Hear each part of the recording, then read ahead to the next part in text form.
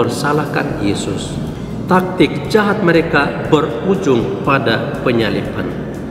Dasarnya adalah iri hati dan cemburu. Kita tahu gereja bukan kumpulan orang-orang suci. Gereja bukan klub sepak bola orang-orang kudus. Gereja adalah kumpulan orang-orang berdosa.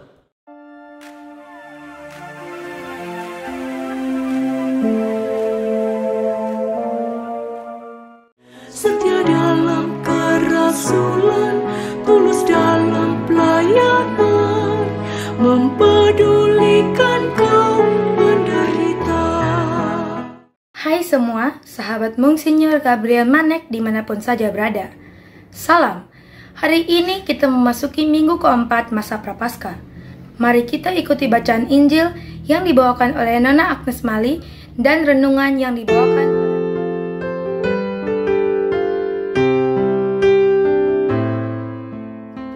semoga menambah kesegaran dalam menempuh masa Prapaskah sebagai persiapan untuk perayaan Paskah kebangkitan Tuhan kita Yesus Kristus.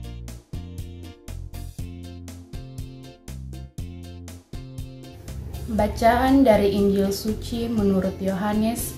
Sekali peristiwa, ketika Yesus sedang berjalan lewat, ia melihat seorang yang buta sejak lahirnya. Murid-muridnya bertanya kepada Yesus, "Rabi, siapakah yang berbuat dosa, orang ini sendiri atau orang tuanya, sehingga ia dilahirkan buta?" Jawab Yesus, "Bukan dia dan bukan juga orang tuanya, tetapi supaya pekerjaan-pekerjaan Allah dinyatakan di dalam dia. Selama masih siang, kita harus mengerjakan pekerjaan Dia yang mengutus aku. Akan datang malam ketika tak seorang pun dapat bekerja. Selama aku di dalam dunia, akulah cahaya dunia." Sesudah mengatakan semua itu, Yesus meludah ke tanah dan membuat lumpur dengan ludah itu, lalu mengoleskannya pada mata orang buta tadi dan berkata kepadanya, "Pergilah, basuhlah dirimu di kolam Siloam." Siloam artinya yang diutus. Orang itu pun pergi membasuh dirinya, lalu kembali dan dapat melihat lagi. Tetapi tetangga-tetangganya dan mereka yang dahulu mengenalnya sebagai pengemis berkata, "Bukankah dia ini yang selalu mengemis?" Ada yang berkata, "Benar, dialah ini." Tetapi para pemuka Yahudi itu tidak percaya bahwa tadinya ia buta dan baru sekarang dapat melihat.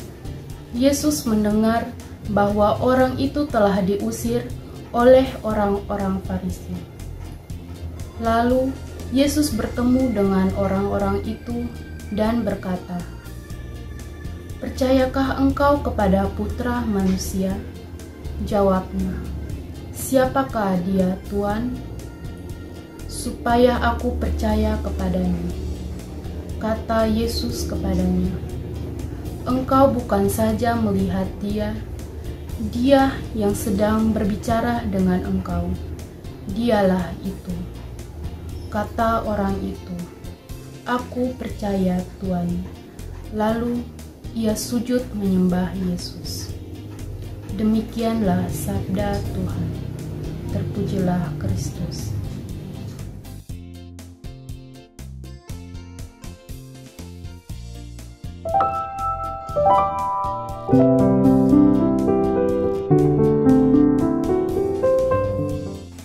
Saudara, Minggu Prapaskah keempat disebut pula Minggu Letare, yang artinya Minggu Sukacita.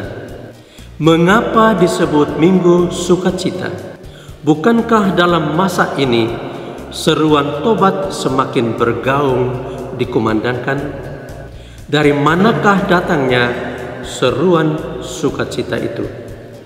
Sukacita di sini terungkap dari antifon pembuka, di mana umat beriman dipenuhi sukacita karena penghiburan dari Allah. Oleh karena itu, pertobatan bukan lagi menjadi beban, melainkan menjadi kesempatan untuk mengalami kasih Allah secara lebih utuh. Pertobatan membuat orang sembuh dari penyakit, dipulihkan dari kebutaan, bangkit dari kelumpuhan, dan lebih dalam lagi, mengalami rahmat kasih Allah secara berkelimpahan. Saudara, Alkisah ada dua orang kakak beradik yang berbeda ibu. Ibu si kakak sudah lama meninggal dan kini dia tinggal bersama ayah dan ibu tiri serta adik tirinya. Dikisahkan sang kakak menanam pohon labu, dan di antara buah labu itu ada labunya yang kembar. Maka dengan rajin ia memeliharanya hingga labu kembar itu menjadi besar. Suatu hari mereka mendengar kabar bahwa raja sedang sakit parah, dan tabib istana mengatakan bahwa hanya labu kembar dapat menyembuhkan penyakit sang raja. Maka diadakan sayembara. Barang siapa yang memiliki labu kembar akan mendapatkan hadiah emas 1 peti. Sang kakak pemilik labu kembar segera memberitahukan hal ini kepada keluarganya. Pada hari keberangkatan kakak ke ibu kota kerajaan, ibu memanggil si adik ke dapur dan berkata, "Ada 2 potong kue, yang satu polos dan yang lainnya bergambar bunga. Berilah kakakmu yang bergambar bunga, sebab kue itu ada racunnya." Adik bertanya, "Kenapa ibu ingin menyakiti kakak? Bukankah ibu juga menyayangi kakak?" "Ya, ibu menyayangi kakak, tapi kamu adalah anakku, dan ibu tidak rela bila kakakmu mendapatkan emas itu. Maka biarlah dia yang memakan kue beracun itu." Kemudian si adik membawa kue itu kepada kakaknya. Dan kakaknya berkata, "Adik, tunggu kakak ya. Kakak janji akan segera pulang dan membeli banyak oleh-oleh buat kamu. Dan uang emas hadiah itu nanti untuk kita semua sebagai satu keluarga. Biar kita sama-sama senang dan bahagia." Sang adik terdiam. Kemudian berkata kepada kakaknya, "Kak, ibu memberi kita kue, makanlah. Tapi aku ingin kue yang bergambar bunga ya." Setelah itu si adik dengan lahap memakan kue yang dikira beracun itu. Setelah kakaknya pergi, si adik berkata kepada ibunya, "Ibu, kue yang beracun itu telah kumakan. Kakak sangat baik kepadaku. Mana mungkin aku tega menyakiti hatinya. Dan nanti setelah aku sakit dan mungkin juga akan mati, sayangilah kakak seperti ibu menyayangi aku." Ibunya yang mendengar kemudian memeluk si adik. "Anakku, tidak ada kue yang beracun.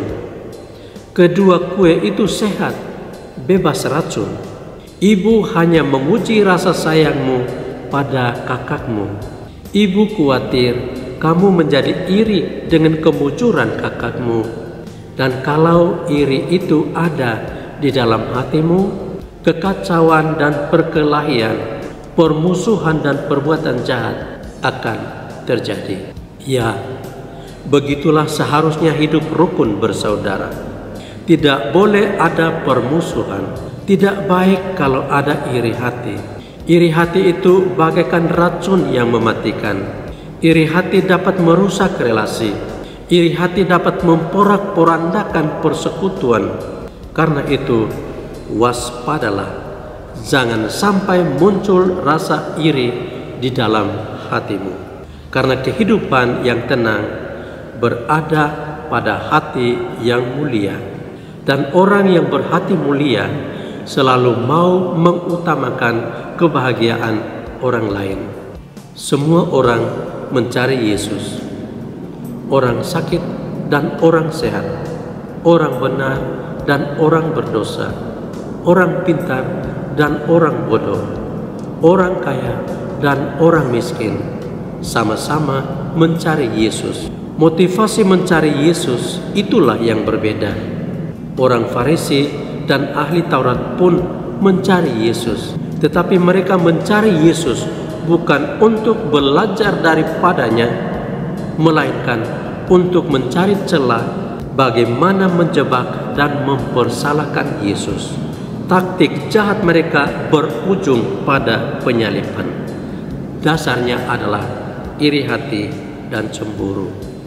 Kita tahu gereja bukan kumpulan orang-orang suci. Gereja bukan klub sepak bola orang-orang kudus. Gereja adalah kumpulan orang-orang berdosa yang sedang berjalan perlahan menuju kekudusan.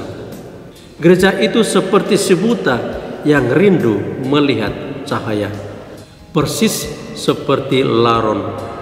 Dia bersembunyi di lubang tanah yang gelap dan dingin. Pada sore hari menjelang malam, ketika lampu mulai menyala, dia akan terbang mencari cahaya lampu. Hebatnya laron, sesudah menemukan cahaya, dia akan membiarkan sayap-sayapnya jatuh berguguran. Yang terpenting baginya adalah menemukan cahaya, dan sayapnya pun jatuh di bawah cahaya.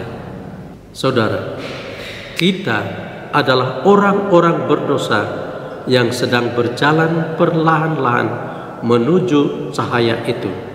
Di bawah terang cahaya itu, kita membiarkan diri kita terbuka apa adanya seperti laron, membiarkan sayap-sayapnya jatuh berguguran. Yang terpenting jatuh di bawah cahaya itu. Tuhan yang kita imani selalu mengundang kita untuk menemukan Dia sekalipun kita berdosa. Dialah cahaya sejati yang menerangi hati kita yang gelap. Dialah cahaya penyembuh yang membuka mata kita yang buta. Dialah cahaya damai yang mendekatkan hati kita dengan sesama untuk berdamai kembali. Jika kita memiliki iman, segala sesuatu itu berarti dan memiliki makna baru. Pertobatan hati itu perlu, karena pertobatan hati adalah jalan terbaik untuk mengalami kasih Allah. Manusia memang terbuat dari debu tanah dan memiliki kecenderungan hati kepada kejahatan. Dan kejahatan bisa membuat manusia buta. Lalu bagaimana bisa bebas dari kebutaan itu? Bagaimana bisa memutuskan mata rantai kejahatan agar bisa hidup bahagia di bawah terang sejati? Manusia perlu bertobat. Bertobat bukan hanya berhenti dari segala tindakan yang jahat, tetapi mengalihkan arah dan tujuan hidup kepada cahaya sejati. Bertobat berarti keluar dari persembunyian hati di dalam kegelapan dosa dan kembali kepada Kristus yang adalah terang yang benar. Hidup tanpa pertobatan hati hanya akan menuntun kepada kehancuran. Hidup tanpa pertobatan hati itu seperti orang buta, semuanya serba gelap. Tak bisa melihat cahaya, tidak bisa menikmati indahnya hidup, tidak hidup dalam persekutuan, selalu merasa sendiri dan terasing. Bertobat berarti kembali membangun persekutuan. Akhir-akhir ini ada orang yang melihat gereja seperti bioskop. Bioskop itu prinsipnya, filmnya bagus, penuh. Filmnya jelek, kosong. Banyak umat beriman begitu. Datang ke gereja kalau ada pesta. Datang ke gereja kalau ramai. Ada juga umat yang datang ke gereja bukan untuk mencari Tuhan, melainkan untuk mencari popularitas. Ingat saudara, kita datang ke gereja untuk mencari Tuhan. Maka carilah Tuhan selama Ia dekat, berserulah kepadanya selama Ia berkenan ditemui. Dan ketahuilah saudaraku, Tuhan cinta padamu. Amin.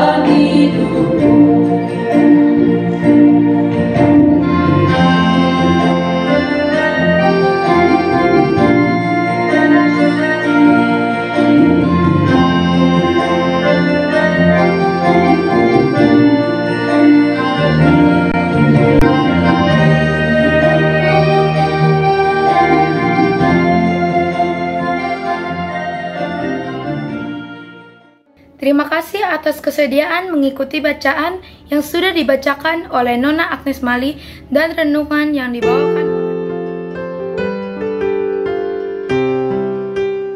Selamat bersiap dalam memasuki perayaan Paskah.